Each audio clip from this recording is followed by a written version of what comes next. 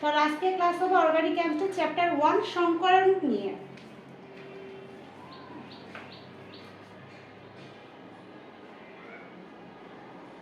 সংকরণ বা হাইব্রিডাইজেশন।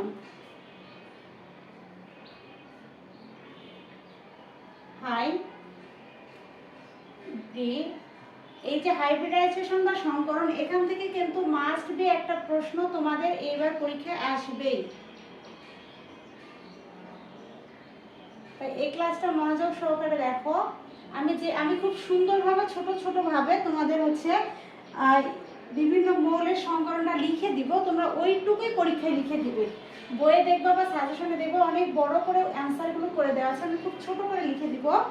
ছোট করে আমি মূল জিনিসটাই যেন থাকে সেভাবে লিখে দেবো, ওইটুকুই তোমরা লিখে দিয়ে আসবে, কারণ এখান থেকে প্রশ্ন 100% আসবেই। সংকরণ থেকে যে কোনো একটি যোগের সংকরণ নির্ণয় করো, আসবেই প্রশ্ন। তাহলে আমাদের সর্বপ্রথম জানতে হবে সংকরণ কি। সংকরণ হচ্ছে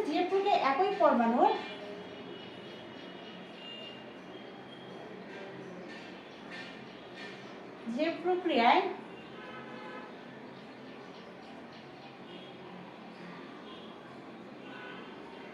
একই পরমাণুর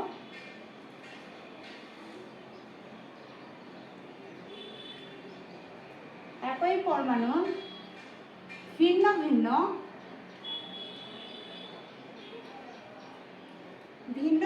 কিন্তু কাছাকাছি শক্তি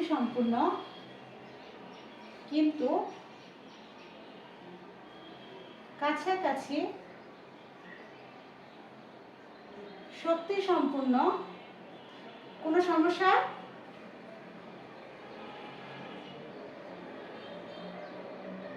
শক্তি সম্পূর্ণ একাধিক অরবিটাল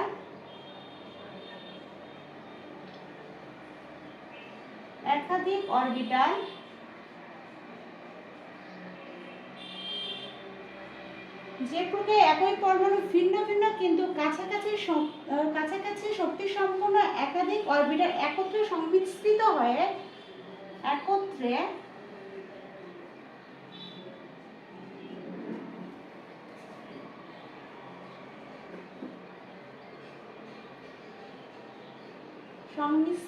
হয়ে রাত্রি দুপুর। তোমরা কি আমার কথা শুনতে পাচ্ছ? তোমরা তো আগের ব্যাচের স্টুডেন্ট, তোমাদের যে আগে ক্লাসগুলো করেছো, মানে আমার কাছে পড়ে তোমাদের কতটুকু হেল্প হয়েছে? বাসায় তো করতেছো, কিরকম লাগতেছে?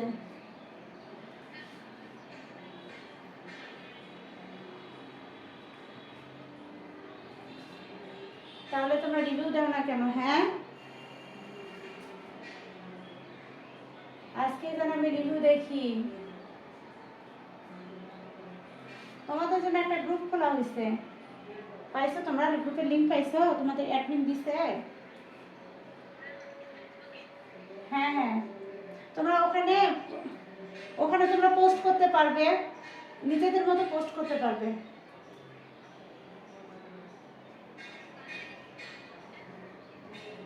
হ্যাঁ, তাহলে ইনভাইট দিয়ে দিচ্ছে। তাহলে ওখানে তোমরা যে কোনো বিষয়ে পোস্ট করতে পারবে, শুধুমাত্র পড়াশোনা রিলেটেড।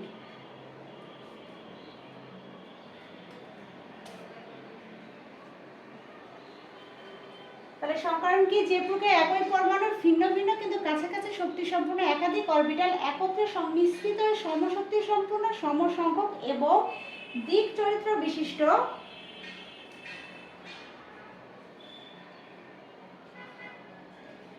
বিজয়, তুমি কি ক্লাসে আছো? হ্যালো বিজয়,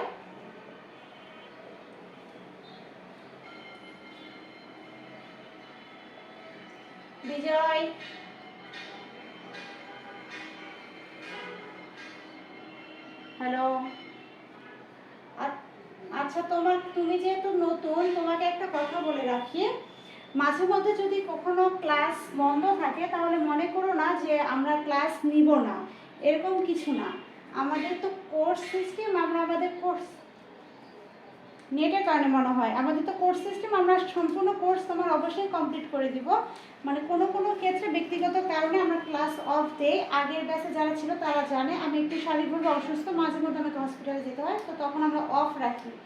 তো যখন অফ রাখা হবে তখন কিছু মনে করবে না, মনে করবে যে কোনো পার্সোনাল কারণে ক্লাসটা অফ আছে, কিন্তু সেই ক্লাসটা অবশ্যই পরের দিন হবে। বুঝতে পেরেছ?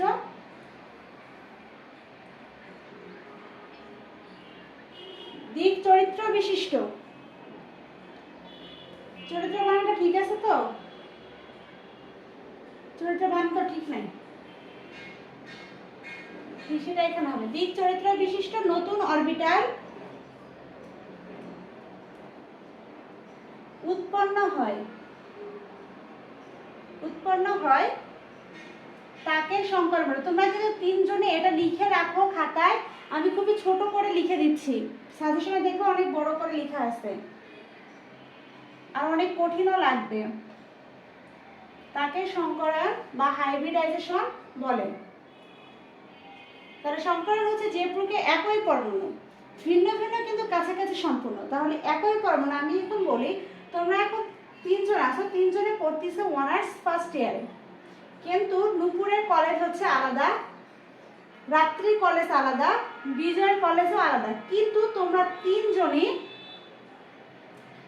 তিনজনই কিন্তু অনার্স ফার্স্ট ইয়ারে। তাহলে এই অনার্স ফার্স্ট ইয়ার যদি একটা পরমাণু হয়, অর্থাৎ একই পরমাণু হয়, এই পরমাণুর নূপুরে একটা আলাদা কলেজ, আবার হচ্ছে রাত্রি একটা আলাদা কলেজ, বিজয় একটা আলাদা কলেজ, একই পরমাণু তাহলে ভিন্ন ভিন্ন, কিন্তু এখানে যেহেতু একটা কলেজ, একটা তোমরা প্রথম বর্ষের উপর ভিত্তি করে তিনটা আলাদা আলাদা কলেজে পড়লেও তোমরা তিনজনই কিন্তু জাতীয় বিশ্ববিদ্যালয়ের শিক্ষার্থী। ঠিক সেই রকমই হচ্ছে সংকরণ, এটা একটা পরমাণু, মনে করো যে ফার্স্ট আমরা জাতীয় বিশ্ববিদ্যালয় একটা পরমাণু, তাহলে এই জাতীয় বিশ্ববিদ্যালয়ের অধীনে যতগুলো কলেজ রয়েছে সবগুলো কলেজই কাছাকাছি শক্তি।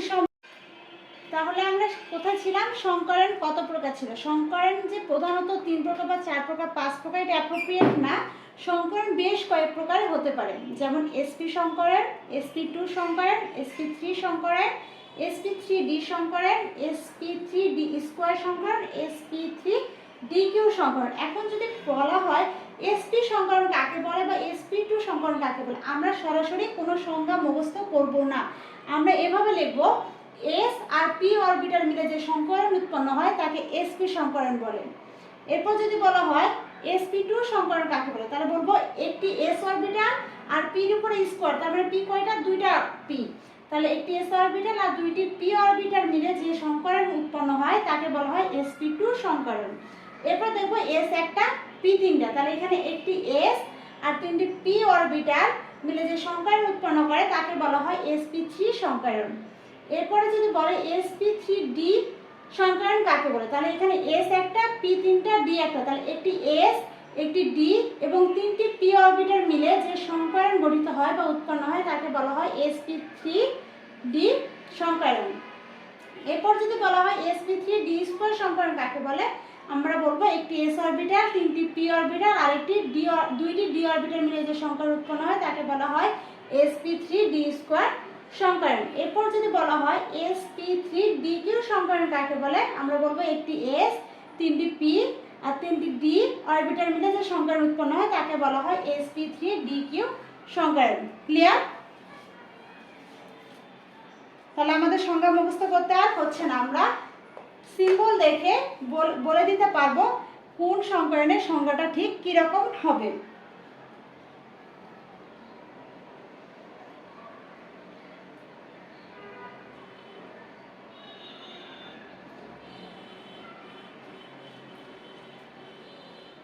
আমি তোমাদের sp3 সংকরণটা আজকে ক্লাসে পড়াই। sp3 সংকরণটা খুব ইম্পর্টেন্ট একটি সংকরণ, তাহলে আমি এগুলো মিশে দিচ্ছি।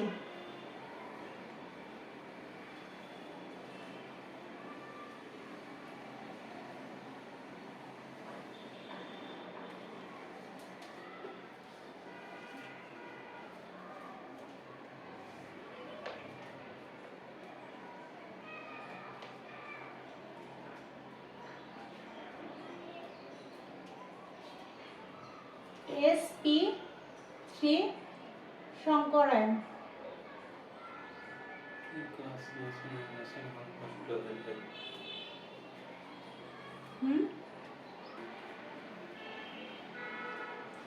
মিথেন অণুতে sp3 সংকরণ ঘটে। তাহলে এখানে প্রশ্নটা লিখলাম, মিথেন অণুতে কি ধরনের সংকরায়ন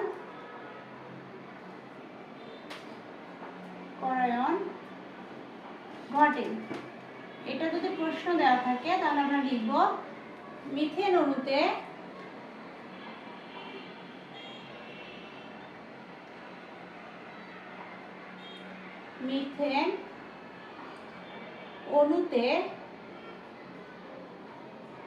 sp3 সংকরায়ন ঘটে।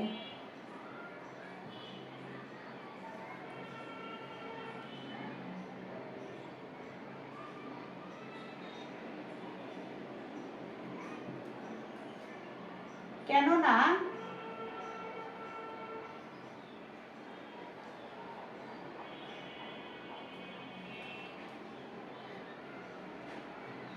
মিথেন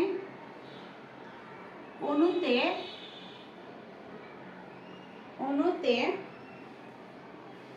কার্বনের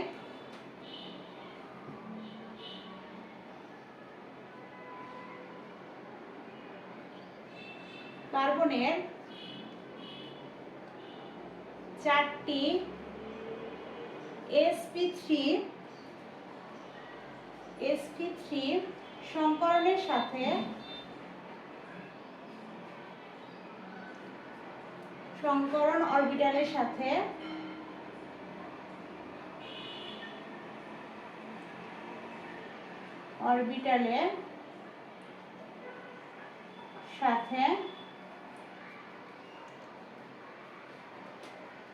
চারটি হাইড্রোজেন পরমাণুর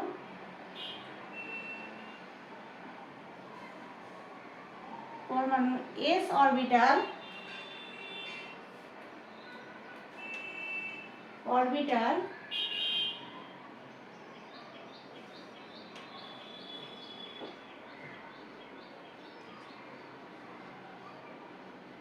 অতিক্রমণ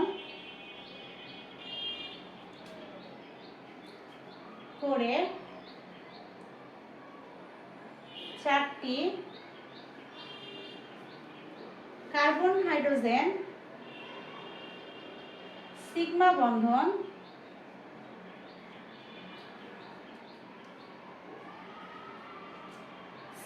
বন্ধন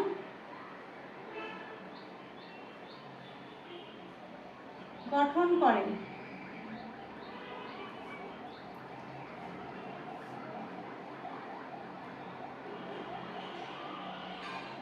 এভাবে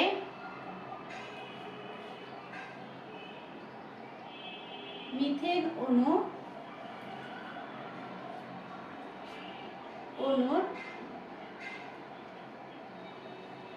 সৃষ্টি হয়।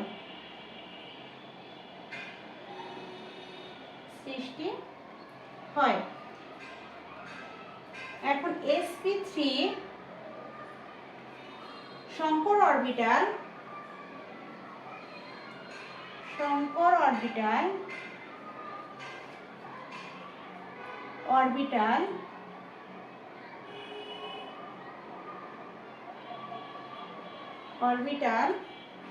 চতুরস্থায়ী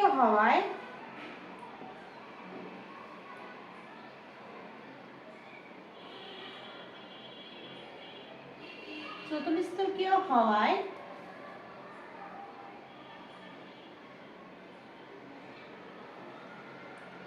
মিথেন অণুতে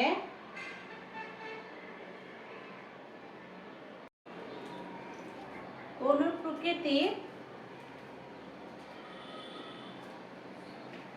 প্রকৃতি বা আকৃতি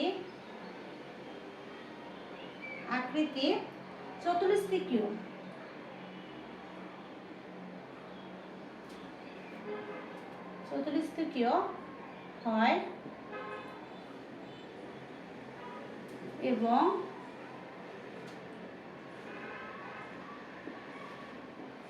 বন্ধন কোণ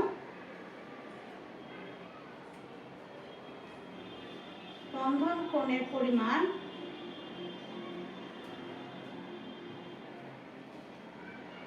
109 ডিগ্রি 28 এবং কার্বন হাইড্রোজেন এর বন্ধন দৈর্ঘ্য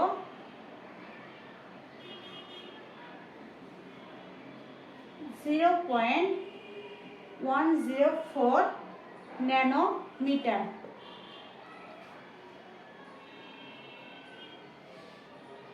কার্বন ইলেকট্রন বিন্যাসটা আমি নিচে লিখতেছি, এটা প্রশ্ন শুরু করার আগে লিখে দিবে যে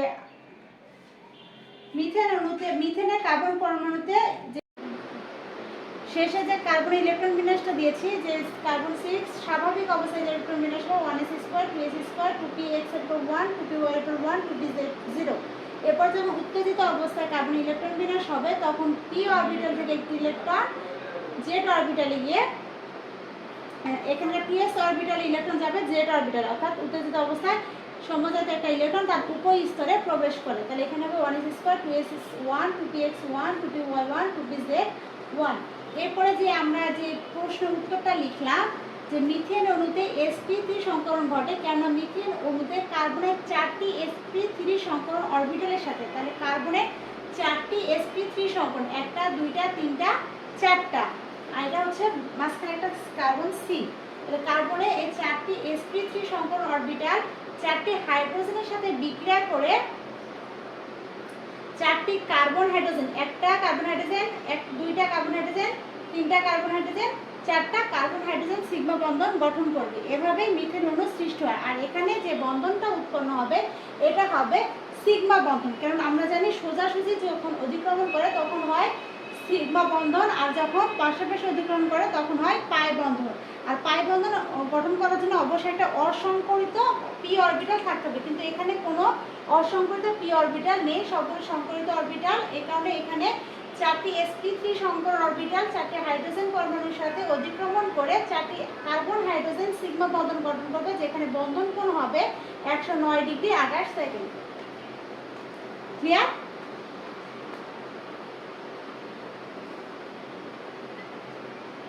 আচ্ছা,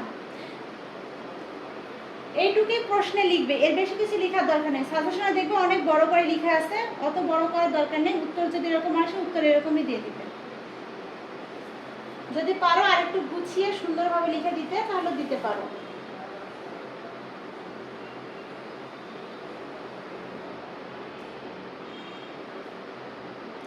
স্ক্রিনশট দিয়ে নাও তাহলে তো হবে। নুপুর, আচ্ছা ঠিক আছে।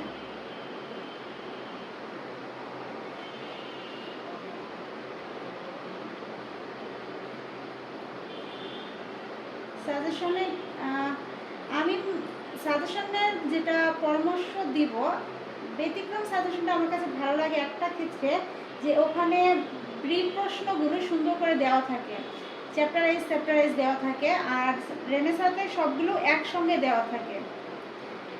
আর ব্যতিক্রমে একটা সমস্যা আছে, ওখানে যে ফিজিক্স যে প্রশ্ন উত্তরগুলো আছে না, গাণিতিক প্রশ্ন ফিজিক্সের, ওখানে অ্যান্সারগুলো ভুল থাকে, ম্যাক্সিমাম অ্যান্সার ভুল থাকে। তো তুমি যদি নিতে চাও, যদি দুইটাই রাখতে পারো তো ভালো, না হলে তোমার যে কোনো একটা ইউজ করা সমস্যা নেই। ওটাতেও বোর্ড প্রশ্ন আছে রেনেসাতেও, আবার হচ্ছে ব্যতিক্রমে ওই বোর্ড প্রশ্ন আছে। তবে ব্যতিক্রমের প্রশ্নগুলো খুব ছোট ছোট আর ইজি দেওয়া থাকে, রেনেসা প্রশ্নগুলো একটু বড় বড় দেওয়া থাকে।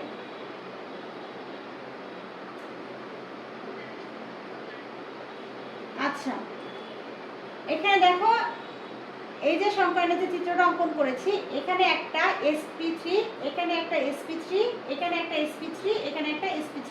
তাহলে এখানে কয়টা sp3 সংকরণ আছে? 4টি। 4টি কি sp3 সংকরণ? 4টি। এখানে মাঝখানে একটা c, তাহলে এখানে 4টি কার্বনের sp3 সংকরণ অরবিটাল। এখানে কয়টা হাইড্রোজেন আছে?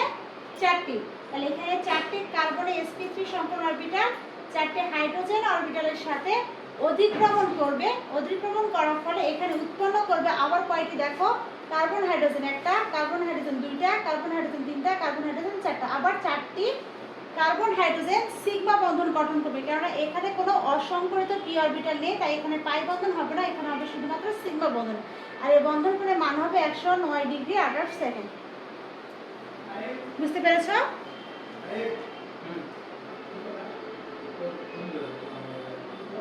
নূপুর বুঝতে পেরেছ?